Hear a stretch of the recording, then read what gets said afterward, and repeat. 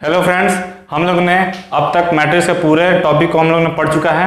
अब ये last video है मैट्रिक्स पे, जिसमें हम लोग देखेंगे बहुत सारे क्वेश्चन, बहुत सारे इंपॉर्टेंट क्वेश्चन, जिसमें कुछ एनसीईआरटी एग्जाम्पलर के भी हैं और प्रीवियस ईयर क्वेश्चन। तो बहुत इंपॉर्टेंट वीडियो है और इसको लास्ट तक देखिए।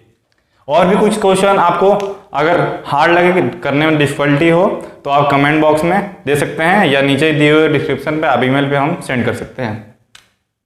तो सबसे पहला क्वेश्चन है, एक मैट्रिक्स से गिवन है ए, इसका हम लोग निकालना है ए इनवर्स निकालना। पिछले वीडियो में आप लोग 2x2 मैट्रिक्स का मतलब 2 ऑर्डर का आप लोग ने इनवर्स देखा। अब ये 3 ऑर्डर का है। स्क्वायर मैट्रिक्स का जो ऑर्डर बोलते हैं वो एक ही सिंगल में बोलते हैं, जैसे सबका बोलते हैं हम लोग m × n फॉर्म में, लेकिन जो स्क्वायर मैट्रिक्स होता है उसको ऑर्डर हम लोग बोलते हैं n में, मतलब सिंगल में, क्योंकि उसका रो और कॉलम दोनों सेम होता है तो हम लोग 3 बोल देते हैं। तो मतलब आदमी समझ जाते हैं कि रो और कॉलम दोनों सेम होता है।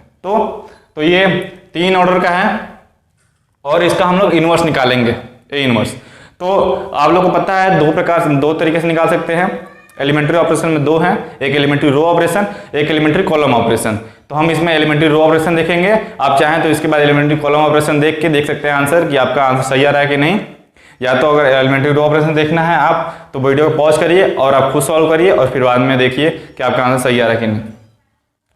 तो इसमें हम लोग एलिमेंट्री रो ऑपरेशन से ए इनवर्स निकालेंगे। तो ए इनवर्स निकालते हैं एलिमेंट्री रो ऑपरेशन से, तो हम लोग क्या लिखते हैं, ए = आइए, क्योंकि आरएचएस के साइड में फर्स्ट मैट्रिक्स का एलिमेंट्री रो ऑपरेशन लगता है। तो अब ए को लिखते हैं, चलिए लिख देते हैं A1 2 3 2 5 7 -2 -4 -5 = 1 0 0 0 1 0 0 0 1 और ए हो गया। अब क्या करेंगे, रो ऑपरेशन यूज कर रहे हैं तो कॉलम वाइज चलेंगे। तो सबसे पहले इस पहले कॉलम का हम लोग आइडेंटिटी मैट्रिक्स में बदलेंगे। ये जरूरी नहीं है कि आप रो ऑपरेशन यूज करें तो कॉलम वाइज चले। अगर आपको ऐसा लग रहा है आसान है कि इधर वाले 0 करना है या इधर वाले को आइडेंटिटी मैट्रिक्स बदलना है तो आप कर सकते हैं, लेकिन ये बहुत सही तरीका रहता है कॉलम वाइज चले। इससे बहुत ईजी रहता है और आदमी कंफ्यूज नहीं होता। नहीं तो कुछ क्या होता है कि बीच स्टेप में जाके आदमी फंस जाते हैं। तो रो ऑपरेशन यूज कर रहे हैं तो कॉलम वाइज चलेंगे। तो पहले कॉलम को हम लोग आइडेंटिटी मैट्रिक्स में बदलेंगे। तो देखिए पहला कॉलम का एलिमेंट देखिए 1 2 -2 और आइडेंटिटी मैट्रिक्स का पहले कॉलम का देखिए एलिमेंट 1 0 0। देखिए 1 तो चलिए है ही इसमें पहले से, कोई बात नहीं है। इसको क्या करना है, यहाँ पे 0 करना है, यहाँ पे 0 करना है। तो यहाँ पे 0 करने के लिए क्या कर सकते हैं, क्या करेंगे आप, यहाँ पे 0 करने के लिए क्या करेंगे कि पहले रो का 2 टाइम्स दूसरे रो के एलिमेंट में माइनस कर देंगे। अगर 2 टाइम्स माइनस करेंगे तो ये 0 हो जाएगा, मतलब 1 का 2 टाइम्स 2 होता है और इसमें माइनस करेंगे 2 - 2 0। अब तो इसमें माइनस हो जाएगा। और तीसरे वाले रो में इसको 0 करने के लिए अब क्या करेंगे कि जो पहला रो है उसका 2 टाइम्स इस एलिमेंट में प्लस कर देना। 1 का 2 टाइम्स क्या होता है, 2 होता है, और 2 में -2 प्लस करेंगे तो 0 हो जाएगा। तो चलिए लिखते हैं, पहले क्या करेंगे, R1 में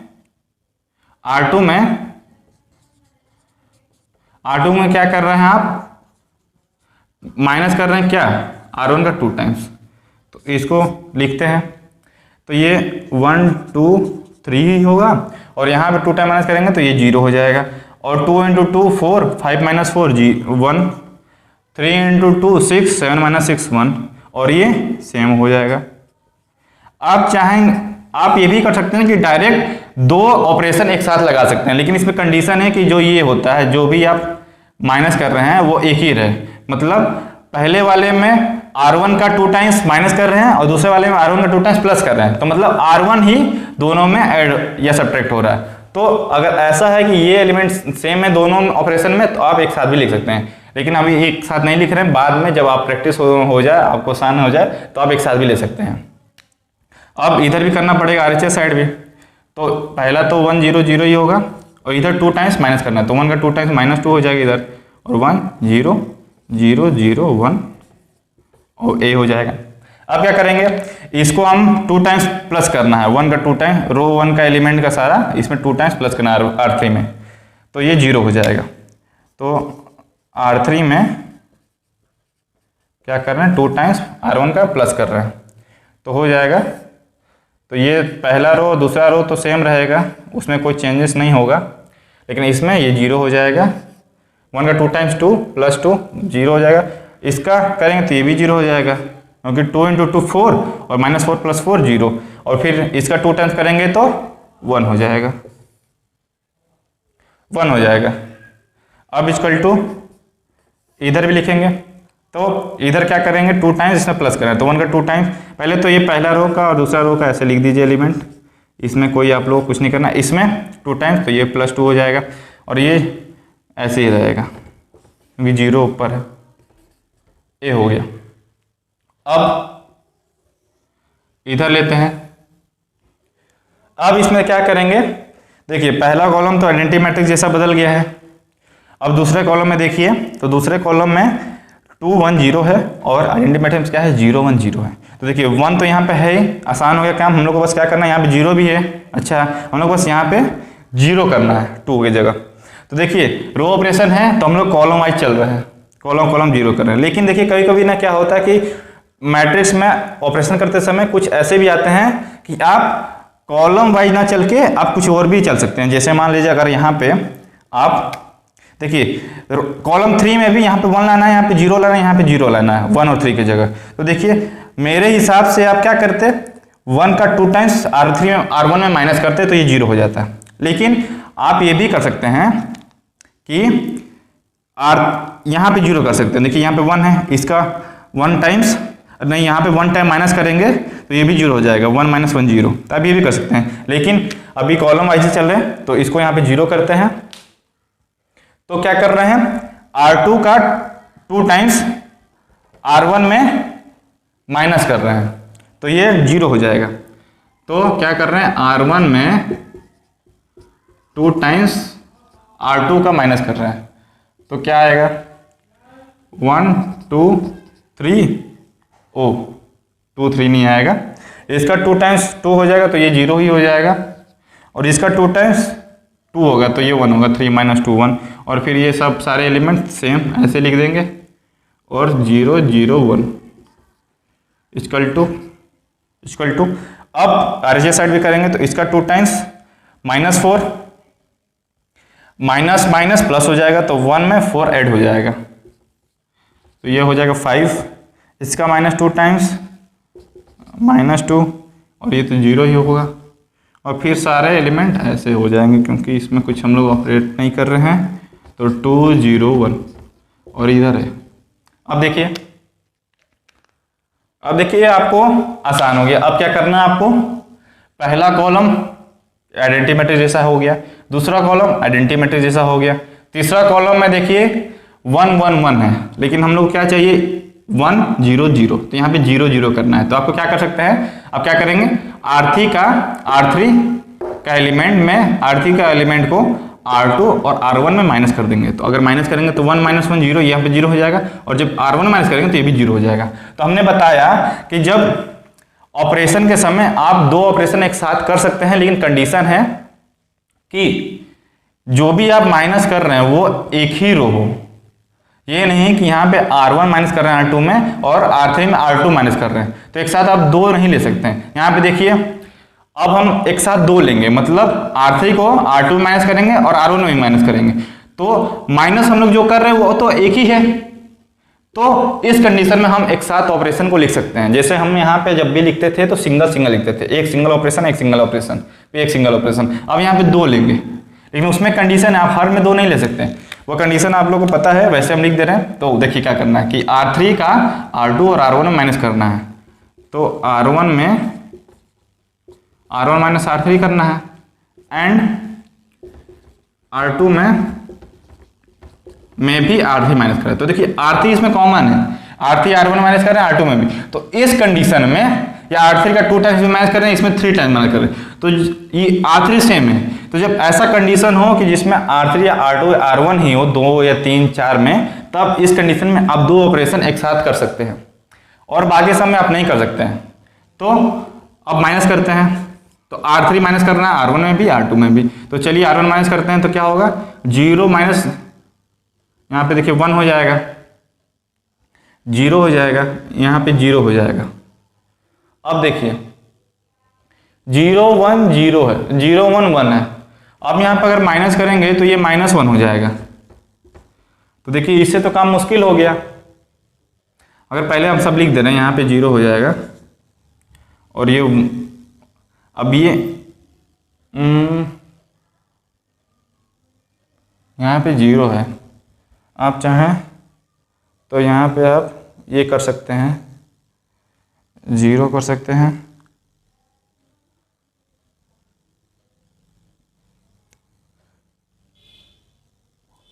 देखिए हाँ, यहाँ पे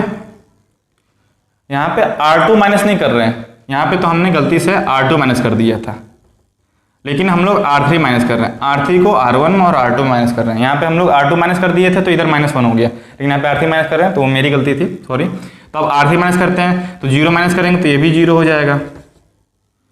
अब 1 का माइनस करेंगे इस 1 में तो ये 0 हो जाएगा, 0 हो जाएगा। अब दूसरे रो में भी R3 माइनस करेंगे तो ये 0 - 0 0 ही होगा, 0 में 1 माइनस तो 1 ही होगा और ये 0 हो जाएगा और फिर ये सब ऐसे ही होगा। तो देखिए ये आइडेंटिटी मैट्रिक्स में आ गया। अब RHS साइड भी आपको लगाना है ये सारे ऑपरेशन। तो क्या करना है, रो 3 के एलिमेंट को R1 और R2 के एलिमेंट में माइनस कर देना है। तो माइनस करते हैं, चलिए। तो 5 - 2 3, ये -2 ही होगा और ये -1 हो जाएगा और इधर माइनस करेंगे तो -4 हो जाएगा और ये 1 होगा और ये -1 होगा और ये एज इट इज लिख देंगे। तो देखिए हम लोग को क्या करना था, A = IA को हम लोग को बदलना था I = BA। हम लोग मतलब B तो बदल लेंगे, मतलब I ही मतलब A को आइडेंटिटी मैट्रिक्स में ही बदलेंगे और इधर A जैसे जैसे आइडेंटिटी मैट्रिक्स में बदलता जाएगा वैसे वैसे जो इधर का I है वो एक मैट्रिक्स में आया जाएगा और जो फाइनली जब आइडेंटिटी मैट्रिक्स में A चेंज हो जाएगा उसके बाद जो भी मैट्रिक्स इधर बचेगा वह हम लोग का इनवर्स होगा। तो A इनवर्स हम लोग कितना आया, 3 - 2 -1 -4 1 और इनवर्स यूनिक होता है, मतलब ये जो मैट्रिक्स है A का, इसका एक ही इनवर्स होगा, इसके अलावा कोई और इनवर्स नहीं होगा। तो हम लोग एक क्वेश्चन कर लिए हैं 3x3 ऑर्डर का एक निकाल के इनवर्स। अब हम लोग ये क्वेश्चन करेंगे, इस क्वेश्चन को देखते हैं। ये क्वेश्चन बहुत इंपॉर्टेंट है, पक्का एग्जाम में एक इनवर्स निकालना जरूर आता है, वो चाहे सोल्यूशन में आ जाएगा। जब आप डिटरमिनेंट पढ़ेंगे तो उसमें क्या होगा कि उसमें 3 वेरिएबल का x और y 3 वेरिएबल का इक्वेशन दिया होगा, उसमें आपको x और y और z की वैल्यू निकालनी होगी, तो उसमें भी आपको इनवर्स निकालना पड़ेगा। और डिटरमिनेंट में इनवर्स निकालने के लिए एक और पढ़ेंगे तरीका, मतलब वो फार्मूला के थ्रू होता है, उससे भी आप निकाल सकते हैं। तो इनवर्स बहुत जरूरी है और इसको ध्यान से आपको प्रैक्टिस करना ही पड़ेगा और ये एकदम श्योर होता है कि एग्जाम में आता है 6 नंबर का। अब ये क्वेश्चन लेते हैं, क्वेश्चन पे यहाँ पे लिख लेते हैं। क्वेश्चन क्या है, 2x5 7y - 5 प्लस 3 - 4 1 2 = 7 6 15 14। इसमें क्या करना है, आपको x और y की वैल्यू निकालनी है। क्वेश्चन x और y की वैल्यू निकालनी है। तो देखिए इसमें क्या करना है, स्केलर मल्टीप्लिकेशन दिया है, एडिशन है और इक्वलिटी और मैट्रिक्स से कंपेयर करके x y का वैल्यू निकालना है। तो पहले क्या करेंगे, यहाँ पे स्केलर मल्टीप्लिकेशन से 2 का मल्टीप्लाई कर देंगे सब में और फिर ऐड करेंगे और फिर इक्वलिटी से हम लोग कंपेयर कर लेंगे और इक्वल टू में लिख देंगे, फिर उससे 2 इक्वेशन बनेगा और उस 2 इक्वेशन को सॉल्व करके x और y का वैल्यू निकालेंगे। तो चलिए शुरू करते हैं। तो 2 का मल्टीप्लाई सारे एलिमेंट में होगा, तो करते हैं 2 का मल्टीप्लाई सारे एलिमेंट में। तो क्या आएगा, 2x 10 14 2y - 10। फिर ऐड करना है, ऐड क्या करना, अब ऐड ये तो एज इट इज ऐसे लिख देंगे, दूसरे स्टेप में इसको ऐड करेंगे 1 2 और ये क्या है RHS साइड 7 6 15 14। अब ऐड करना है तो ऐड आपको पता ही है, आपको अब तक पता चल गया हो कि कॉरस्पॉन्डिंग एलिमेंट ऐड हो जाते हैं। तो क्या होगा 2x + 3 और 10 - 4 क्या हो जाएगा 6, 14 + 1 15, फिर 2y - 10 + 2, तो 2y - 10 + 2 क्या हो जाएगा 2y - 8, 2y - 8 हो जाएगा इक्वल टू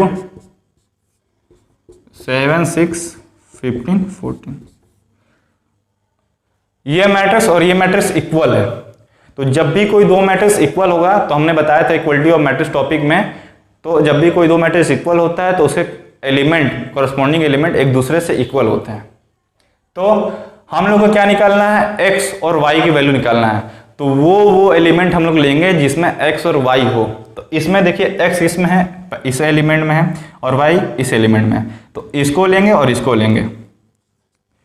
तो 2x + 3 लिए और 2y - 8 लिए। अब ये 2x + 3 किसके इक्वल होगा 7 के इक्वल होगा, इक्वलिटी ऑफ मैट्रिक्स से, और 2y - 8 किसके इक्वल होगा 14 के। तो 2x + 3 लिख देते हैं 7 के इक्वल है, और 2y - 8 14 के इक्वल है। आप चाहें तो लिख भी सकते हैं ऊपर ऑन इक्वलिटी ऑफ मैट्रिक्स ये, या ऑन कंपेयरिंग ऑफ एलिमेंट्स ये, इक्वलिटी ऑफ मैट्रिक्स से ये हम लोग का रिजल्ट आया है। तो दो इक्वेशन है A1 2, इन दो इक्वेशन से हम लोग x और y की निकालनी है वैल्यू। तो देखिए इस इक्वेशन में देखिए x ही है, तो आप इसी को लेके x की वैल्यू निकाल सकते हैं। तो इधर निकालते हैं, तो क्या है 2x + 3 = 7, तो 3 इधर जाएगा तो क्या आएगा 4 आएगा, फिर 2 डिवाइड में जाएगा तो क्या आएगा 2, तो मतलब x = 2 आया है। अब y का, अब ये दूसरा इक्वेशन लेंगे तो आंसर क्या आता है 2y - 8 = 15, तो -8 इधर जाएगा तो क्या आएगा 8 जब इधर जाएगा तो क्या आएगा 6 22, फिर y = 11 आएगा। तो ऐसे इस इक्वेशन को सॉल्व करेंगे और x और y की वैल्यू निकालेंगे। अब यहाँ पे क्वेश्चन लिए हैं जो कि एनसीईआरटी मिसलेनियस का क्वेश्चन है, और इसको करते हैं। तो यहाँ पे क्या है, एक इक्वेशन गिवन है और इस इक्वेशन की मदद से हम लोग को x मैट्रिक्स फाइंड करना है। ये स्केलर वैल्यू नहीं है, एक मैट्रिक्स है, इसको फाइंड करना है इस इक्वेशन की मदद से। तो चलिए इस इक्वेशन को पहले लिख लेते हैं। तो क्या है x 2 1 2 3 4 5 6 = -7 -8 -9 2 4 6। यहाँ पे x मैट्रिक्स का x मैट्रिक्स हम लोग को निकालना है। तो कैसे निकालेंगे, तो x मैट्रिक्स हम लोग सपोज कर लेंगे और उसके एलिमेंट के जो है एलिमेंट होंगे इस मैट्रिक्स के, उसको हम लोग ऐसे सपोज कर लेंगे x y z या ABCD जो भी हो। तो उससे पहले हम लोग को सपोज करने से पहले ऑर्डर पता करना होगा कि इस ऑर्डर का हम लोग मैट्रिक्स सपोज करें। तो ऑर्डर पता करने के लिए यहाँ पे इस इक्वेशन की मदद से हम लोग ऑर्डर पता करेंगे। कैसे पता करेंगे, यहाँ पे देखिए जो x मैट्रिक्स है वो इस मैट्रिक्स से मल्टीप्लाई होके ये आंसर लाया, मतलब x का मल्टीप्लाई इसमें हुआ। तो आप जानते हैं कि जब भी दो मल्टीप्लिकेशन ऑफ मैट्रिक्स में हमने बताया कि जब भी दो मैट्रिक्स मल्टीप्लाई होता है तो कुछ कंडीशन होता है और वो कंडीशन सेटिस्फाई होते हैं तब matrix multiplication of matrix possible है। तो वो कंडीशन क्या था, तो एडिशन में वो कंडीशन था कि दोनों का ऑर्डर सेम होना चाहिए और सब्ट्रैक्शन में भी दोनों का ऑर्डर सेम होना चाहिए। लेकिन मल्टीप्लिकेशन ऑफ मैट्रिक्स में क्या था कि जो पहला मैट्रिक्स था, जैसे अगर a और b हो रहा मल्टीप्लाई, तो a का ऑर्डर मान लीजिए m × n है और b का है p × k है।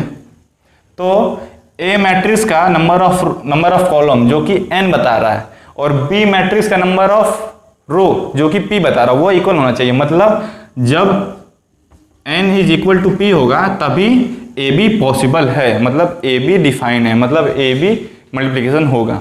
और जो रिजल्टेंट आएगा C, मान लीजिए जो रिजल्टेंट एक C आएगा मल्टीप्लिकेशन के बाद, उसका ऑर्डर क्या होगा, उसका ऑर्डर क्या होता है, उसका नंबर ऑफ रो A के नंबर ऑफ रो के बराबर होता है। मतलब A का नंबर ऑफ रो क्या है m, तो इसका भी नंबर ऑफ रो क्या होगा m। और जो नंबर ऑफ कॉलम जो C का होगा वो B का भी सेम होगा, मतलब B का नंबर ऑफ कॉलम क्या बता रहा है K, तो C का भी वही होगा। तो इसकी मदद से हम लोग ए का ऑर्डर पता करेंगे। तो बी का ऑर्डर क्या है, पी क्रॉस के, और सी का ऑर्डर क्या है, एम क्रॉस के। तो इसका ऑर्डर लिखते हैं, इसका ऑर्डर क्या है 3 क्रॉस 2, और इसका ऑर्डर क्या है 3 क्रॉस 2। तो एक्स का ऑर्डर क्या होगा, तो एक्स का ऑर्डर क्या है एम क्रॉस एन। तो देखिए यहां पे एन और पी इक्वल है, तो देखिए मतलब इसका जो ऑर्डर होगा, मान लीजिए इसका ऑर्डर हम लोग लिख देते हैं एम, तो मल्टीप्लाई हुआ है। तो मल्टीप्लाई पॉसिबल कब होगा, जब एक्स का नंबर ऑफ कॉलम और इस मैट्रिक्स का नंबर ऑफ रो बराबर होगा। तो मतलब n इज इक्वल टू 3 होगा, तभी पॉसिबल है। और m कैसे पता करेंगे, वो पता करेंगे इस मैट्रिक्स से, रिजल्टेंट मैट्रिक्स। तो रिजल्टेंट मैट्रिक्स का जो नंबर ऑफ रो होता है वो पहले मैट्रिक्स का नंबर ऑफ रो के बराबर होता है। जैसे इसमें m इज इक्वल टू है, तो यहाँ पे जो m की वैल्यू आएगी वो 3 होगी, क्योंकि जो रिजल्टेंट मैट्रिक्स का नंबर ऑफ रो होता है वो पहले मैट्रिक्स का नंबर ऑफ रो के इक्वल होता है। तो m इज इक्वल टू क्या आया, क्या आया है, ये देखिए 3 क्रॉस 2 हमने गलती ले लिया है, इसको हम मान लेते हैं 2 क्रॉस, ये 2 क्रॉस 3 है, ये भी 2 क्रॉस 3 है। तो यहाँ पे n की वैल्यू क्या आएगी, नंबर ऑफ कॉलम के इक्वल होगा, तो ये 2, और m की वैल्यू क्या आएगी, e आएगी। मतलब रिजल्टेंट मैट्रिक्स का नंबर ऑफ रो और पहले मैट्रिक्स का नंबर ऑफ रो बराबर होता है, तो m की वैल्यू भी 2 आई है। तो इसके हिसाब से जो x मैट्रिक्स आएगा वो 2 ऑर्डर का होगा। तो हम लोग क्या करेंगे, एक मैट्रिक्स सपोज कर लेंगे 2 क्रॉस 2 ऑर्डर का, जिसके सारे एलिमेंट हम लोग एक वेरिएबल फॉर्म ले लेंगे, मतलब x y z a b c d जो भी हो, और फिर उसको x के जगह प्लेस पे हम लोग लिख देंगे। तो x का जो ऑर्डर आया वो क्या है 2 क्रॉस 2, 2 क्रॉस 2। तो हम लोग एक सपोज कर लेंगे मैट्रिक्स x, तो let x is equal to a b c d। ये कितने ऑर्डर का 2 क्रॉस 2 का हम लोग सपोज कर लें, जिसके सारे एलिमेंट वेरिएबल ले लिए, मतलब a b c d x y z डब्ल्यू को यू बी एक्स वाई कुछ भी आप ले सकते हैं। अब क्या करेंगे, इस इक्वेशन में x की जगह ये भरेंगे और सॉल्व करेंगे। तो x की जगह ये भरते हैं a b c d, और ये क्या है 1 2 3 4 5 6। अब देखिए इधर क्या है -7 -8 -9 2 4 6। अब मल्टीप्लाई करते हैं, तो मल्टीप्लाई आपको सामना है तो ऐसे ड्रॉ करिए, इससे डायरेक्शन पता चलेगा कि इस तरफ आगे बढ़ेंगे और इस मैट्रिक्स में इस तरफ आगे बढ़ेंगे। तो ए का मल्टीप्लाई पहले कॉलम वाइज, इसमें कॉलम है इसमें रो वाइज, तो ए का मल्टीप्लाई 1 में करेंगे क्या आएगा ए, फिर बी का 4 से करेंगे, इससे आगे बढ़ गए और इधर नीचे बढ़ेंगे, तो बी का 4 से 4b। ऐसे ही अब दूसरे कॉलम में करेंगे तो क्या आएगा 2a प्लस 5b, फिर आ जाएगा 3a प्लस 6b। फिर अब कॉलम पूरा खत्म, तो दूसरे रो में आएंगे और फिर पहले कॉलम, फिर दूसरे कॉलम, फिर तीसरे कॉलम करेंगे। तो c का 1 से करेंगे तो c प्लस, अब d का 4 से करेंगे तो 4d। अब ऐसे ही पूरे में लिख दीजिए, जो कि होगा 2c 5d 3c 6d is equal to -7 -8 -9 2 4 6। देखिए अब हम लोग मैट्रिक्स निकाल लिए और ये मैट्रिक्स इक्वल है। जब भी दो मैट्रिक्स इक्वल होता है तो उसके कॉरस्पॉन्डिंग एलिमेंट भी इक्वल होते हैं। तो यहाँ पे देखिए हम लोग को क्या फाइंड करना है, a b c d, 4 variable find करना है। तो आप ध्यान से देखिए, जो पहला रो है इसमें ए और बी का कॉम्बिनेशन है, मतलब देखिए ए और बी, और दूसरे रो में क्या है सी और डी का कॉम्बिनेशन है। तो आपको पता होगा कि जब भी दो वेरिएबल का वैल्यू फाइंड करना होता है तो हम लोग को दो इक्वेशन में हम लोग उस वेरिएबल का वैल्यू फाइंड कर लेंगे। और इधर भी दो वेरिएबल है, तो दो वेरिएबल को फाइंड करने के लिए हम लोग को दो इक्वेशन मिनिमम जरूरत है। तो यहाँ से दो इक्वेशन उठाएंगे, ए बी कॉम्बिनेशन वाले और सी डी कॉम्बिनेशन वाले, दो इक्वेशन निकालेंगे सी डी का वैल्यू निकालने के लिए। तो चलिए इधर से ए और बी कॉम्बिनेशन वाले दो ही लेते हैं जो इजी हो, तो ये ले रहे हैं और ये लेते हैं। तो a + 4b ले लेते हैं और 2a + 5b ले लेते हैं। तो a + 4b किसके इक्वल होगा, इसके इक्वल होगा, -7 के इक्वल होगा, क्योंकि दोनों मैट्रिक्स इक्वल है तो एलिमेंट भी कॉरस्पॉन्डिंग इक्वल होगा। और 2a + 5b किसके इक्वल होगा, -8 के इक्वल होगा। इसको मान लेते हैं 1, इसको मान लेते हैं 2। अब क्या लेते हैं, c और d के कॉम्बिनेशन वाले लेते हैं इक्वेशन, तो c + 4d ले लेते हैं और ये ले लेते हैं। तो c + 4d और 2c + 5d ले लेते हैं। तो c प्लस 4d किसके इक्वल होगा, 2 के, और 2 ये इक्वल होगा 4 के। अब क्या करेंगे, पहला और दूसरा इक्वेशन लेके हम लोग a और b का वैल्यू निकालेंगे और थर्ड और फोर्थ इक्वेशन लेके c और d का वैल्यू निकालेंगे। तो फर्स्ट और सेकंड का वैल्यू निकालते हैं। तो देखिए निकालने का बहुत तरीका है, आप चाहें तो एलिमिनेशन मेथड यूज कर सकते हैं या तो सब्स्टिट्यूशन मेथड। एलिमिनेशन मेथड के लिए क्या करना पड़ता है कि अगर आपको यहाँ पे कोई भी वेरिएबल का कोएफिशिएंट इक्वल है, मतलब यहाँ पे a का कोएफिशिएंट क्या है 1 है और यहाँ पे क्या है a का कोएफिशिएंट 2 है, तो यहाँ पे चाहे तो 2 को मल्टीप्लाई करके पहले में a का कोएफिशिएंट 2 कर सकते हैं और बाद में माइनस कर सकते हैं। तो चलिए हम इसी से करेंगे। तो यहाँ पे 2 से मल्टीप्लाई करेंगे, या तो अगर आसान है तो आप चाहे कर सकते हैं कि a का वैल्यू इस इक्वेशन में सब्स्टिट्यूट कर सकते हैं, मतलब सब्स्टिट्यूशन मेथड से भी सॉल्व करते हैं। तो a का वैल्यू क्या आएगा, -7 -4b, और इस a में सब्स्टिट्यूट करके b का वैल्यू निकालेंगे। फिर जो b का वैल्यू आएगी वो तो चाहे आप फर्स्ट में या सेकेंड में पुट करके b का वैल्यू a का वैल्यू ले सकते हैं, लेकिन यहाँ पे हम एलिमिनेशन मेथड यूज करेंगे। तो चलिए एलिमिनेशन मेथड से इसको करते हैं। तो यहाँ पे 2 का मल्टीप्लाई करेंगे तो क्या आएगा, 2a plus 8b is equal to -14 आएगा। और इधर क्या आएगा, इधर तो सेम रहेगा, 2a plus 5b is equal to -8 आया। इसको मान लेते हैं 5 6 मान लेते हैं। चलिए अब क्या करेंगे, देखिए अब a का कोएफिशिएंट इक्वल हो गया, मतलब इधर भी 2 है इधर भी, तो एलिमिनेशन मेथड इस्तेमाल कर सकते हैं। एलिमिनेशन मेथड के लिए क्या करेंगे, माइनस कर देंगे। तो क्या करेंगे, 5 - 6, मतलब सब्ट्रैक्ट 5 फ्रॉम 6, तो ये माइनस माइनस और इधर प्लस हो जाएगा। तो 2a - 2a 0 हो जाएगा, और 8b - 5b क्या हो जाएगा, 3b, और इधर क्या होगा, -6 होगा, -14 प्लस 8 -6, तो v की वैल्यू क्या आएगी, -2 आएगी। अब b का वैल्यू आ गई, तो हम लोग चाहें तो पहले दूसरे या तो फिफ्थ इक्वेशन में पुट कर सकते हैं। ये तो 2 ही इक्वेशन को हम लोग लिए हैं, तो इसको ऐसे ही लिखते हैं, 2 ही इक्वेशन है, फिफ्थ नहीं, फर्स्ट को हम लोग फिफ्थ किए हैं 2 से मल्टीप्लाई करके। तो अब v = 2 आया, तो अब क्या करेंगे, b की जो वैल्यू आई है वो हम लोग इसमें या तो इसमें या इसमें किसी में भी पुट करके, जिसमें a और b कॉम्बिनेशन है उसमें पुट करके a की वैल्यू निकालते हैं। चलिए हम लोग फर्स्ट में b की वैल्यू पुट करते हैं। तो put b = -2 in equation first में पुट करते हैं। तो क्या आएगा, a प्लस 4b है, तो b की जगह -2, तो 4 × -2 क्या आएगा, -8, तो -8 is equal to -7।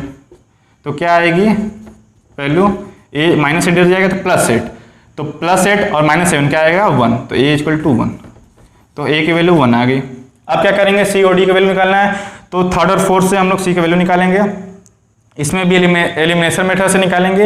Elimination method क्या करने के लिए क्या करते हैं कि हम लोग किसी भी एक वेरिएबल का दोनों इक्वेशन में उसका कोएफिशिएंट इक्वल कर देते हैं। तो इधर c का कोएफिशिएंट इक्वल करते हैं, तो इधर 2 है c का कोएफिशिएंट और इधर 1 है, तो इसमें 2 का मल्टीप्लाई करते हैं। तो क्या आएगा करने पे, 2c plus 8d is equal to 4 आएगा, और इसमें ऐसे ही रहेगा, तो 2c plus 5d is equal to 4 आएगा। इसको तो मान लेते हैं 6 मान लेते हैं, और इसको मान लेते हैं, ये तो 4 ही है। तब क्या करेंगे, एलिमिनेशन मेथड है, तो माइनस कर देंगे, तो ये माइनस और ये माइनस, तो 2c - 2c क्या होगा 0, और 8d - 5d क्या आएगा 3d, और ये = 0 हो जाएगा, 4 - 4 0, तो d की वैल्यू यहाँ पे क्या है 0। अब क्या करेंगे, d की जो वैल्यू है वो इन दोनों इक्वेशन में या तो इस इक्वेशन में पुट करके c की वैल्यू निकालेंगे। तो चलिए जो तीसरा इक्वेशन है उसमें हम लोग d की वैल्यू पुट करते हैं। तो पुट d = 0 इन इक्वेशन 3, तो c प्लस 4d, तो 4 × d 4 × 0 0 ही होगा, इज इक्वल टू 2, तो c = 2 आया। तो यहाँ पे देखिए c का वैल्यू 2 आया। अब क्या करेंगे, हम लोग को a b c और d की वैल्यू पता चल गई, और हम लोग मैट्रिक्स जो सपोज किए थे जिसमें एलिमेंट वेरिएबल था, मतलब a b c d लिए थे, उसमें क्या करेंगे हम लोग पुट कर देंगे ए और बी सी डी की वैल्यू। तो ए की वैल्यू क्या है 1, बी की वैल्यू क्या है -2, सी की वैल्यू क्या है 2 और डी की वैल्यू है 0। तो एक्स मैट्रिक्स आ गया। इस क्वेश्चन को ऐसे करेंगे। Thank you.